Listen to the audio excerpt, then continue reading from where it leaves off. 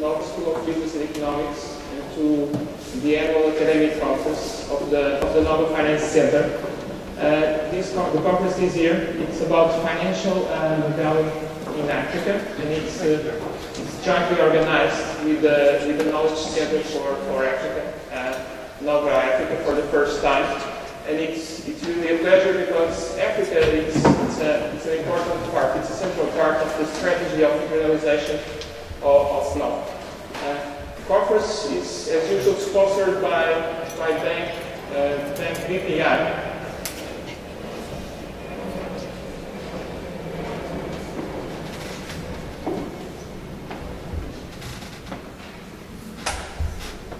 So the conference is, as usual, sponsored by Banco BPI, which has a partnership with the Nova Finance Center.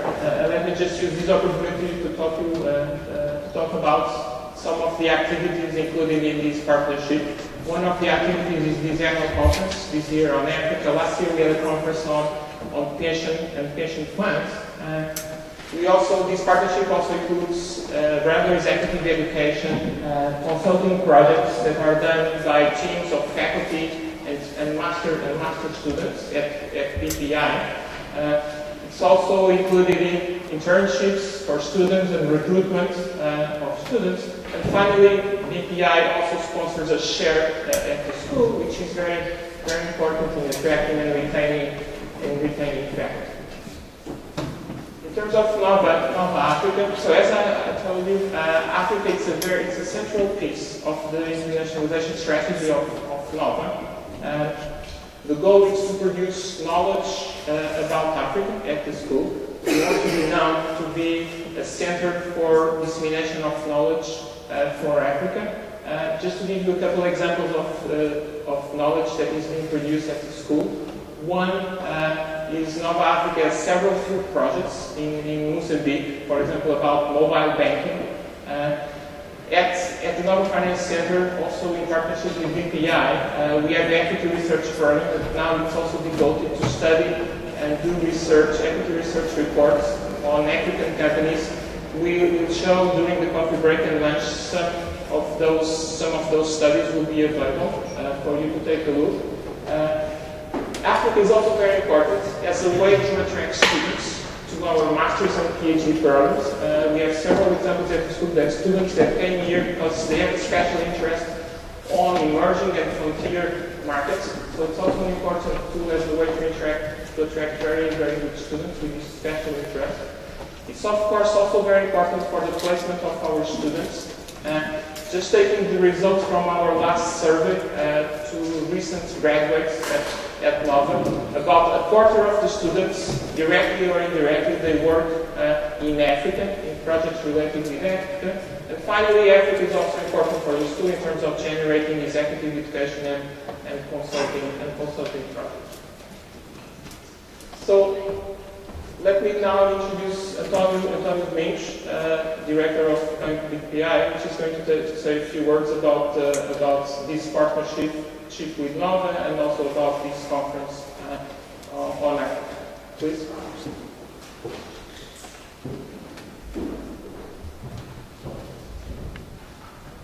Good morning, everybody. Thank you very much for Miguel Ferreira for inviting me to here today. About the partnership, I do not have too much to say on top of what you already said, but to testify from our side that we are very, very happy with the partnership which we have been developing over recent years with Nova, and we foresee, or I foresee, that this effort will continue. Thank you very much for the comments you also made. The interest of BPI in Africa is quite relevant for us. We started having operations in Africa in '96 when we, in the privatization of banks in Portugal, we bought Banco Cimento and Banco, and at that time, in '96, Banco Cimento had a couple of branches in Angola and also a branch in Mozambique. And since then, lots of things changed. Right now, we have a full-fledged retail bank in Angola, Banco Cimento Angola, BFA, which is probably the largest retail bank in Angola, also from a couple of branches in '96. Today we have 200 branches, country.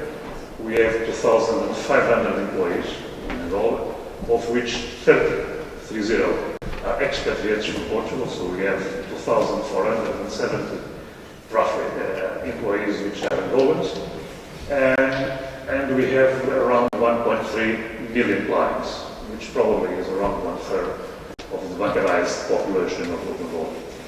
In Mozambique, we have a partnership with Caixa Geral de Depósitos. Again, we started in 1996 with the branch of Banco Ferreira, but then in 2002, I guess, or 2003, we decided, together with Caixa Geral de Depósitos, that the size of the banks we had, our own bank and the Caixa, were too small, and it was better to make a joint effort, and then we merged the two banks, and since then we have developed what I think is a very fruitful and very interesting partnership.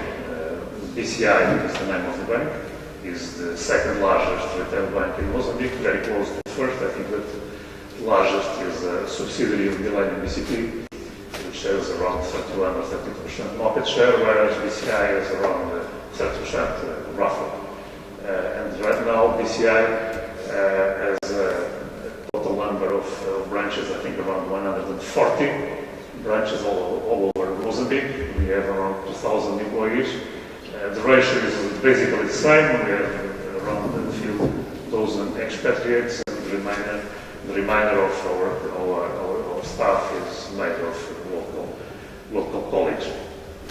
And the bank, the last figure I got, was around 800,000 clients in Mozambique, which is a fairly large proportion again of the bancarized population.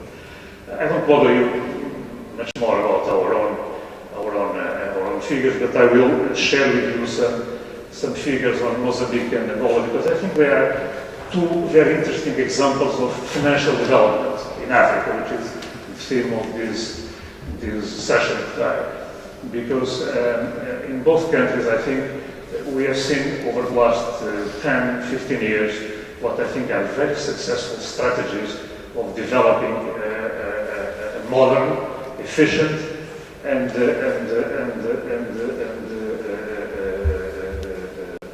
profitable private sector, basically sponsored financial system. Let me share with you some figures. Starting with Angola. An interesting feature is that we are talking about two different countries.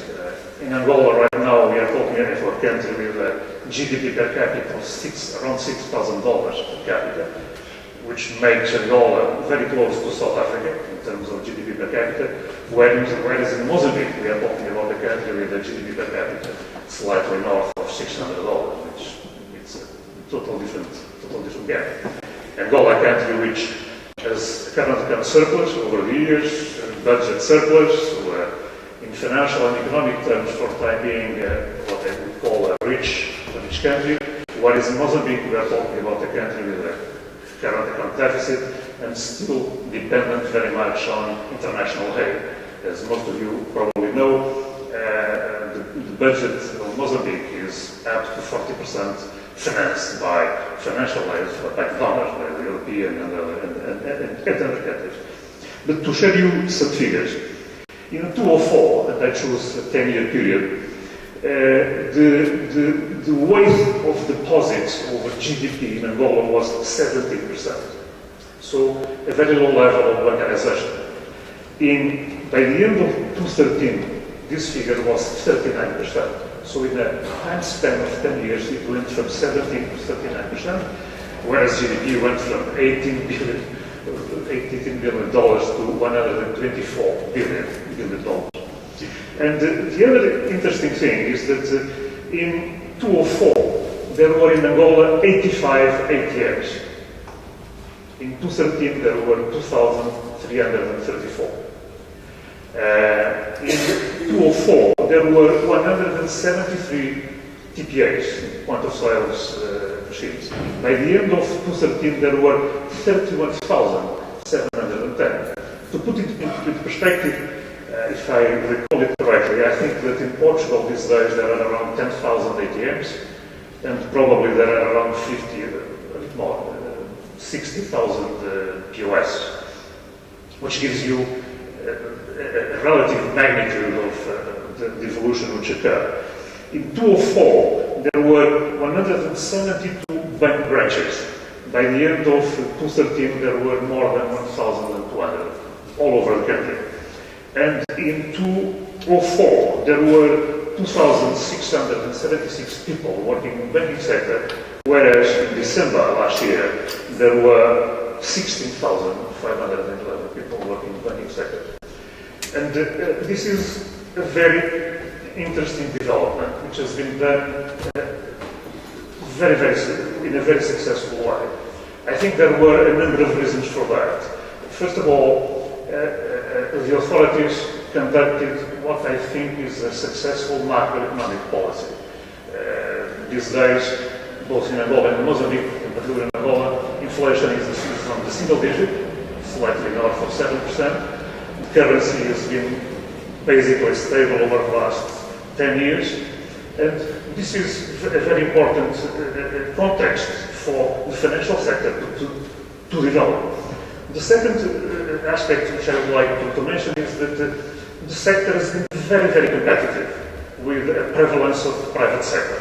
So most of the banks are private sector owned or controlled, and this has been a basic source, a basic driving force for innovation. And I would say that although the array of financial products is not as diversified, not as complex as in Portugal, if you go there, you will see that this is a very modern, very efficient, and in some respects, totally comparable to what's happening in Europe. Our bank in Angola has the same skills, the same technology, the same type of resources. The third topic, which is very important, is that there was an effort in building a proper and efficient payment system. Of course, the development of a modern and widespread banking sector is a precondition to formalize the economy. This economy, the African economies tend to be, the informal sector tend to have an important weight, and one of the ways to integrate part of the informal economy is to provide proper financial services. And so the banking sector is providing a basic, important economic function, bringing into the formal economy larger and larger parts of the population and of the economic activity. The second important feature is to have an efficient payment system. This is absolutely critical. It's one of the key functions that a proper organized banking sector is supposed to perform. With all the implications, both for the opportunity that it constitutes for entrepreneurs and for banks themselves, as it is our case, it is also a major factor in providing the right conditions to conduct another macroeconomic policy. Because if you don't have a proper banking function, a proper banking system function, it's very difficult to conduct, or almost impossible, a proper macroeconomic policy. Also to share some figures about Mozambique. In Mozambique in 2004, the weight of credit, or banking credit on GDP was 13%, whereas at the end of last year was already 34%. The weight of deposits in 2004 was 27%, whereas at the end of 2013 was 44%. In 2004 there were around 300 ATMs. At the end of last year there were more than 1,600, whereas in 2004 there were already 300 branches, 340 branches in Mozambique, whereas by the end of last year there were close to 1,000 branches covering the whole country. And another comment I would like to mention is that probably the two biggest challenges we faced over the years in those two countries were not capital, were not financial resources, were the lack of human capital, so the availability of properly trained personnel, and second was infrastructure, logistics. If one bears in mind that to go from Maputo to Pemba, which is on the north coast to Tanzania, takes you 2.5 hours flight, which is the same as going from Lisbon to Paris. and the lack of proper infrastructure. Those were the two biggest challenges, which I think that in general are being addressed, have been addressed in a very creative way by all the players which are there, in a very profitable way, because both banking sectors not only have had huge investment programs.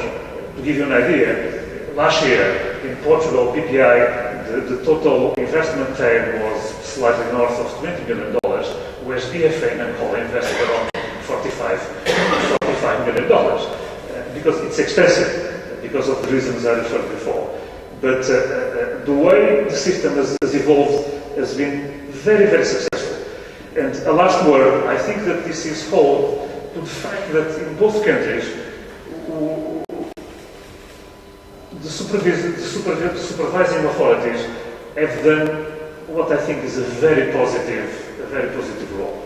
I think that we are all very happy that persons like José Massano or Hernando Gouveia, the governors of the local central banks, and the local supervisors have done what I think is a very, very relevant and a very positive, have created very positive conditions for these developments to occur. I'm just concluding my remarks that I wanted to share my experience and our experience in Africa, and to tell you that in two countries where the affinities and the interests and the interconnections with our economy and our companies are very strong, we have seen over a very short period of time, because 10 years is a very short period of time, we have seen what I think are remarkable developments in creating a properly functioning modern financial sector. A last word is that in both countries the authorities have been very prudent in developing what we call normally capital markets. And in particular, I would underline the very cautious and very professional way in which the Angolan authorities have developed the so-called Bolsa de Valores de Angola issue. Because I think they are right, because to develop a proper capital markets activity and to create stock exchanges and so forth, you have to have some conditions previously, and to do it, you have to have a purpose and objective. Otherwise, you can create problems. And I do very much appreciate the way they have very wisely managed the process. So those were the remarks I wanted to share with you. Again, I want to thank Mr. Miguel Ferreira and Nova for inviting us to be here today, and again to testify how happy we are with the partnerships we have been developing with Nova, which I hope that will continue and will lead us to other initiatives. Thank you very much.